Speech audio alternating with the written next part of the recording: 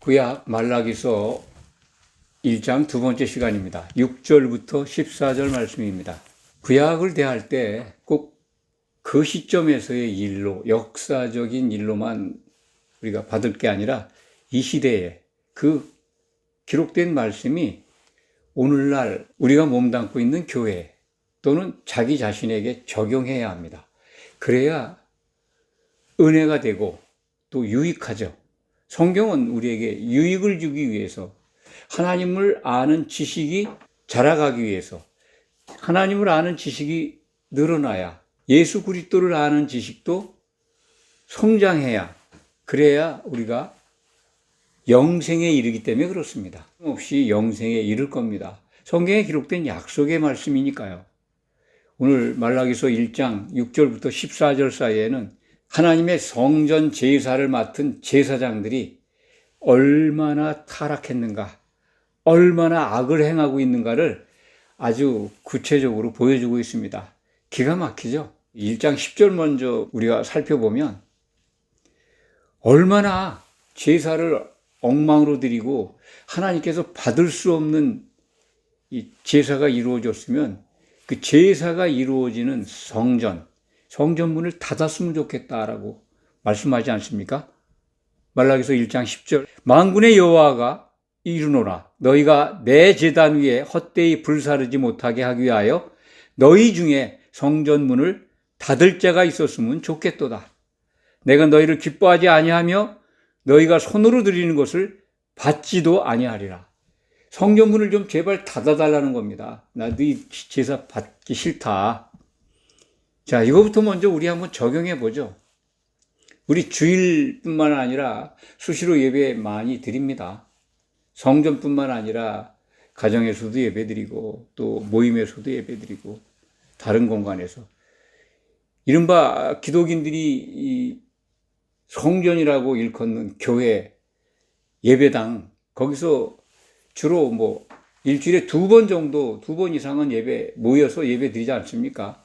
한 번 드리는 곳도 많습니다만 수요 예배도 있고 금요 철야 예배도 있고 또 주일 오전 오후 1부 2부 3부 4부 5부까지 드리는 그 큰 교회들도 있습니다. 그 예배, 지금 성전문을 닫았으면 좋겠다라고 하는 걸 오늘에 적용하면 정말 지금 구약 제사장들이 하나님의 이름을 능멸하고 멸시하고 경멸하고 더러운 번제물을 드리는 그와 같은 신약시대 교회의 예배가 된다면 지금도 동일하게 그렇게 야단치시지 않겠습니까?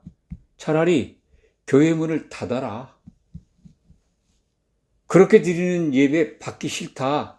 그렇게도 우리가 생각할 수 있지 않습니까? 이 구약시대의 제사장들의 이러한 오늘 기록되어 있는 제사의 모습.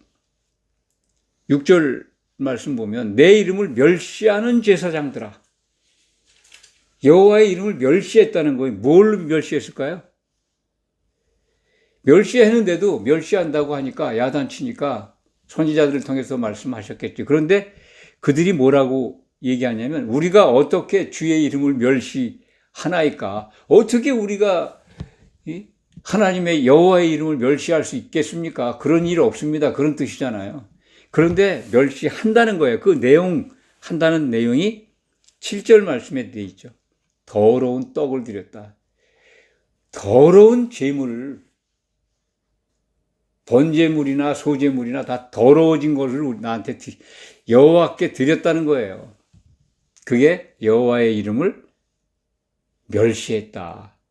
여호와의 식탁을 더럽혔다라는 말씀이 또 7절에 나와 있죠. 너희가 여호와의 식탁은 경멸히 여길 것이라. 그렇게 제사 드리면서도 그렇게 말한다는 거예요. 그러니까 여호와께 바치는 제물을 하찮게 다루어도 된다라고 생각하고 있는 것까지 지금 하나님께서 지적하는 겁니다. 너희가 그런다. 얼마나 여호와의 식탁을 하나님께 드리는 제물을 더럽혔나 하는 것은 8절 말씀부터 기록되어 있죠. 8절 말씀, 예. 더러운 떡 7절 말씀에 이어서 8절에는 만군의 여호와가 이르노라. 너희가 내 제단 위에 헛되이 불사르지 못하게 하기 위해, 불사른다는 것은 이 번제물을 태우게 되어 있습니다. 또 소제물도 태우죠. 소제라고 하는 건 이제 곡식 가루로 만든 제물인데 모든 제물은 태우게 되어 있습니다. 이 불사르기 위해지 못하게 하기 위하여 너희 중에 성전문을 닫을 자가 있었으면 좋겠다. 성전문을 닫아라. 제발 번제나 소제 성전에 와서 그거 번제단에서 태우지 마라. 그런 뜻입니다. 받지 않겠다. 얼마나 더러운 것을 드렸으면. 그 내용이 지금 계속 이어지죠. 8절 말씀, 만군의 여호와가 이르노라.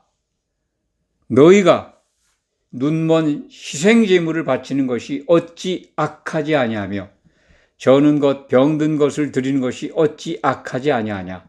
흠이 없는 것 참 고르고 골라서 그것도 대개 다 순놈으로 참 이 흠이 없어야 돼요. 여기 나오잖아요. 눈먼 것, 저는 것, 병든 것, 그런 것 갖다가 번제물로 바친 것 같습니다. 왜 그랬을까요? 그게 제사장들이 제물 장사를 했기 때문에 그래요. 좋은 것 값을 받고, 눈먼 거나 저는 거, 병든 거는 싸잖아요. 싼 걸로 이제 제물을 바친 것.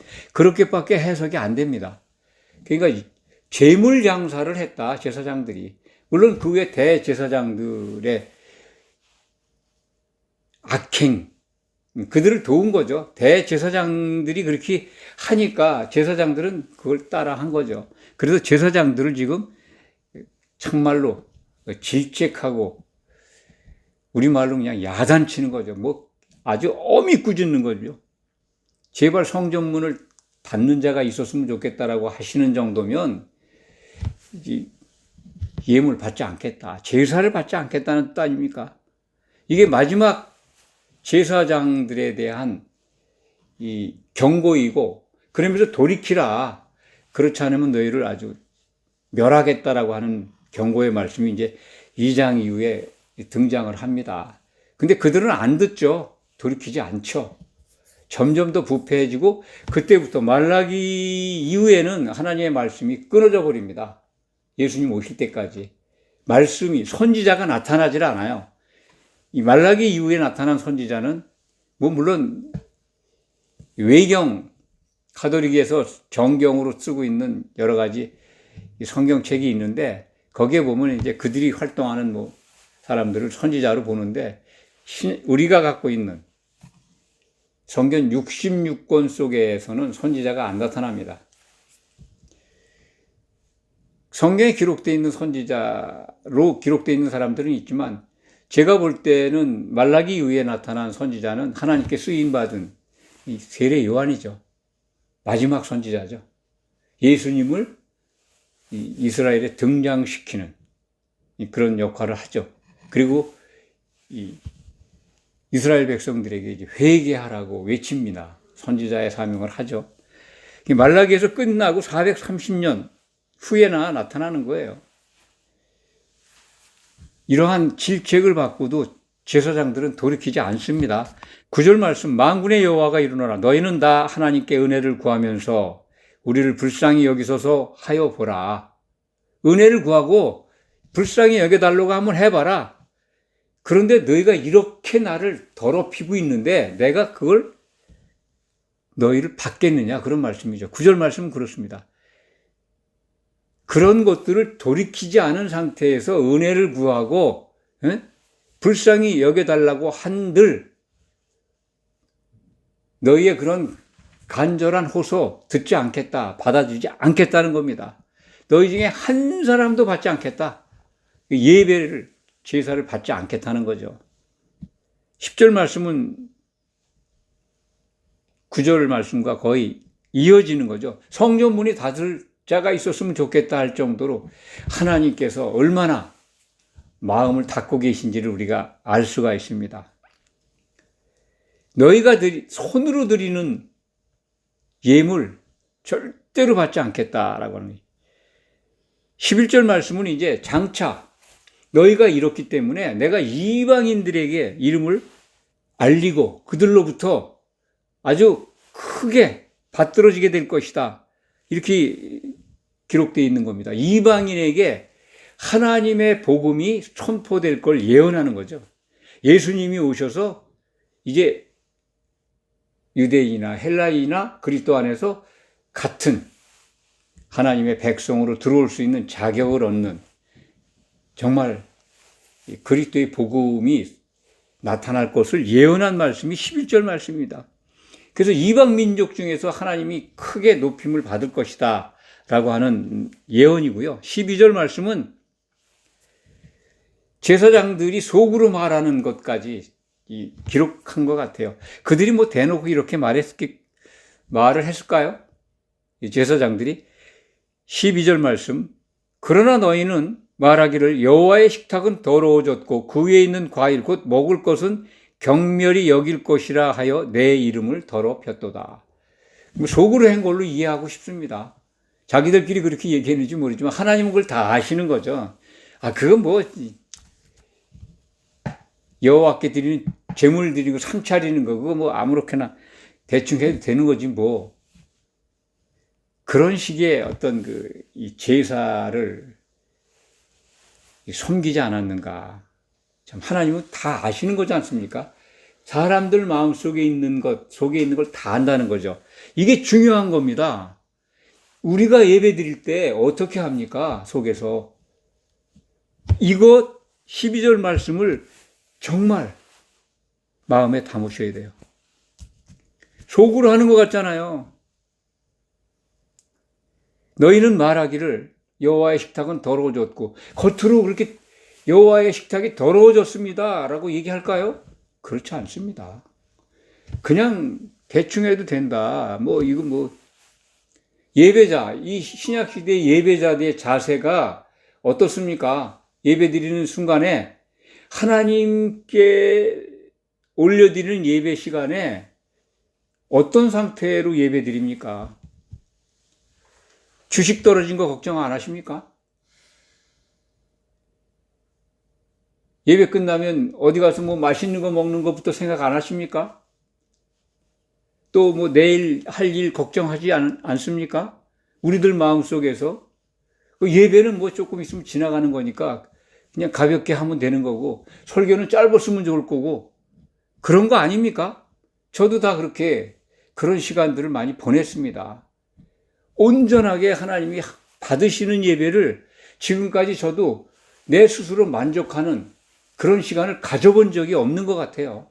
늘 아쉽습니다. 똑같아요. 구약 제사장들하고. 하나님 안 보이시니까. 경멸히 여기는지도 모르고 더럽히고 있는 겁니다.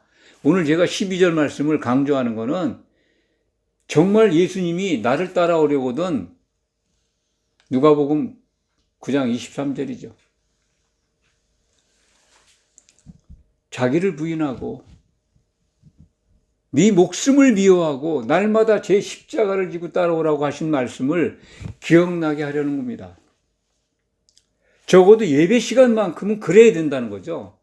자기 부인, 예수님 생각 외에는 다 떨쳐버려야 합니다. 물론 생각이 집중되지 않을 수가 있어요. 다른 것들이 막 들어와요. 근심되는 것들, 또 앞으로 해야 될 일들, 또는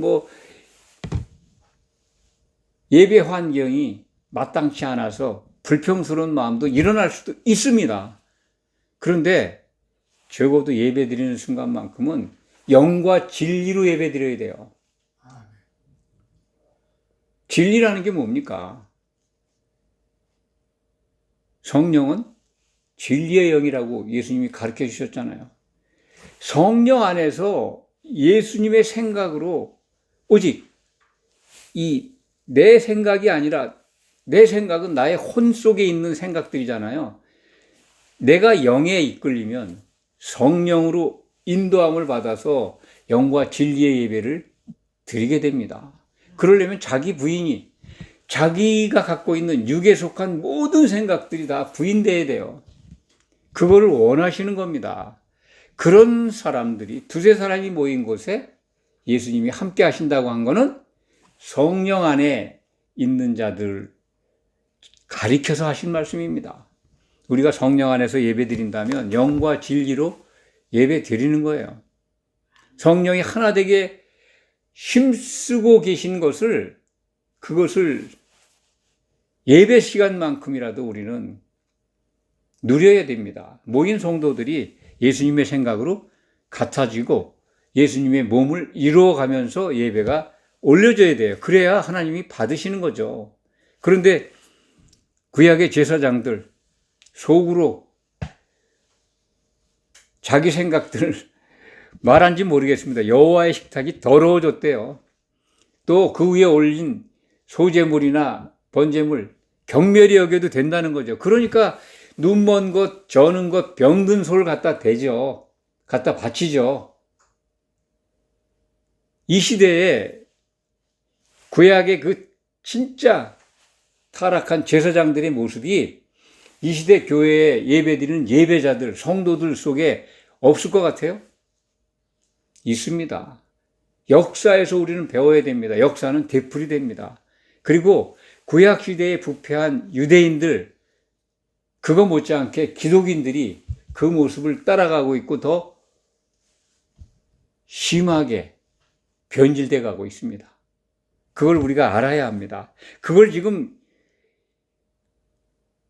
꼭 그렇게 그렇다, 모든 기독인들이 그렇다 그런 게 아니라 그것을 그렇게 진단하고 깨어서 우리가 분별하면 우리 성도들이 예배 드릴 때 예배자로서의 모습이 좀 더 경건해지지 않겠습니까? 하나님이 받으시는 예배를 드리지 않겠습니까? 13절에 또 나와요. 만군의 여호와가 이르노라 너희가 또 말하기를. 이것 또한 속으로 했다고 저는 이해하고 싶어요. 대놓고 이런 말을 제사장이 했겠어요? 누가 있다면?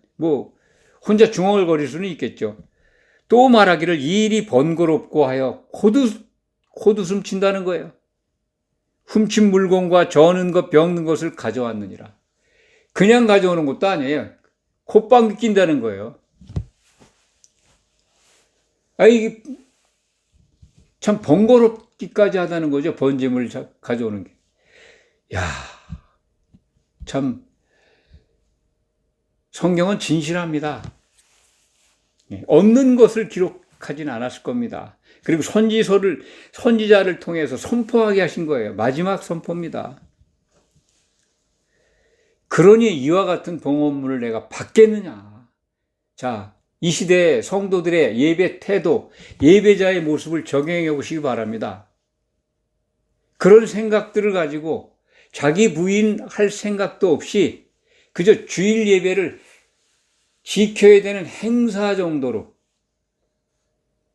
예배 드리면 복 받는 걸로 복으로 바꾸기 위해서 주일 예배에 참석한다면 그거 받으시겠습니까? 이 시대의 예물이, 봉헌물이 뭡니까? 신약 시대의 교회 예배자들의 봉헌물이 뭐예요? 뭐라고 생각하십니까?